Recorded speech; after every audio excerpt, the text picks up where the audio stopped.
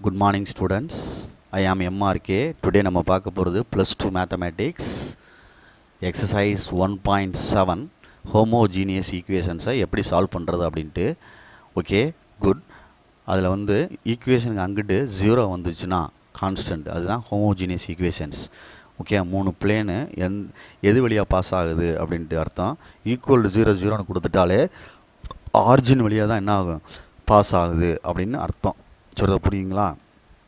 So exercise 3.17ல்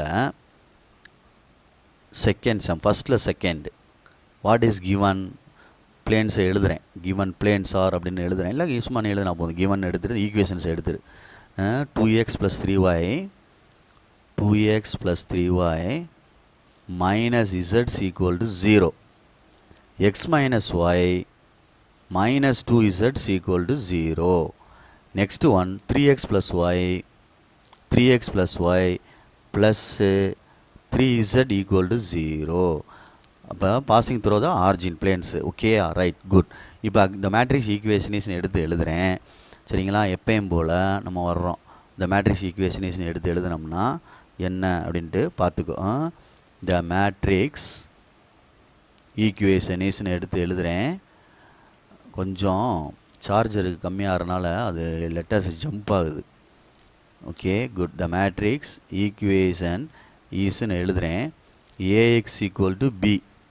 ஏன்னா என்ன? Collection of coefficients of variables. என்ன வரும்? 2 3 -1 1 -1 -2 3 1 3. கேபிட்டல் எக்ஸுன்றது வேரியபிள் யூஸ் பண்ணியிருக்கிறது என்னது அப்படின்ட்டு பார்த்துக்கோ. X Y Z. நெக்ஸ்ட்டு பின்றது கான்ஸ்டன்ட் ஈக்குவல் டு அங்குட்டு உள்ளது ஹோமோஜினியஸ் ஈக்குவேஷன்றனால என்னது 0. அடுத்து அக்மெண்டட் மேட்ரிக்ஸ் அப்படின்றனால ஏபி அப்படின்னு சேர்த்து எழுதுகிறோம். ஏக்கமா பி, இல்லை ஒரு ஸ்லாஷ் போட்டுக்கிட்டாலும் சரி. ஈக்குவல் டு ஏ எழுதிட்டு 2 3 -1 1 -1 -2 நெக்ஸ்ட்டு 3 1 3. இங்கே என்ன வரும்? 0 0 0 அப்படின்ட்டு வரும். சரிங்களா சொல்கிறது? நெக்ஸ்ட்டு பார்த்து நிதானமாக,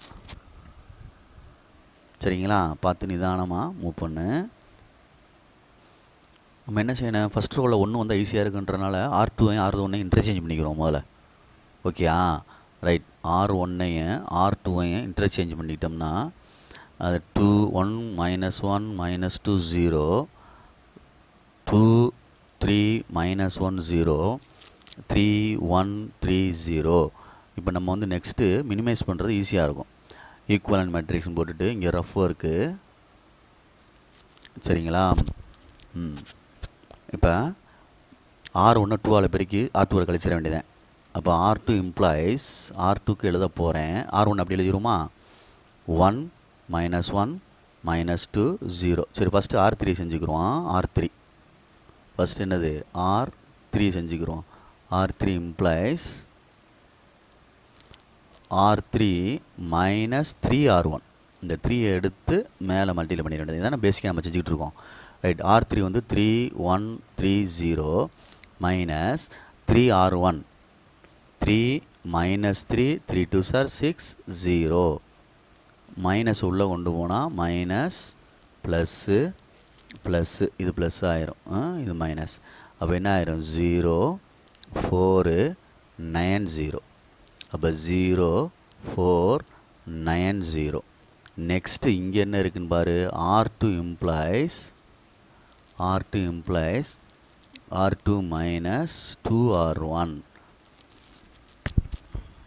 R2 implies 2R1 அப்படின்னு அர்த்தம். அப்போ R2 அப்படின்றது வந்து 2 3 -1 0. அடுத்து 1 2 is 2 1 2 is 2 2 2s are 4 0. R1 2ஆல் மல்டியில் பண்ணிட்டேன். Minus plus plus minus 0 5 3 0 0 5 3 0. ரைட்டான்னு பார்த்துக்கோ. பொறுமையாக நிதானமாக ஹேண்டில் பண்ணிக்க.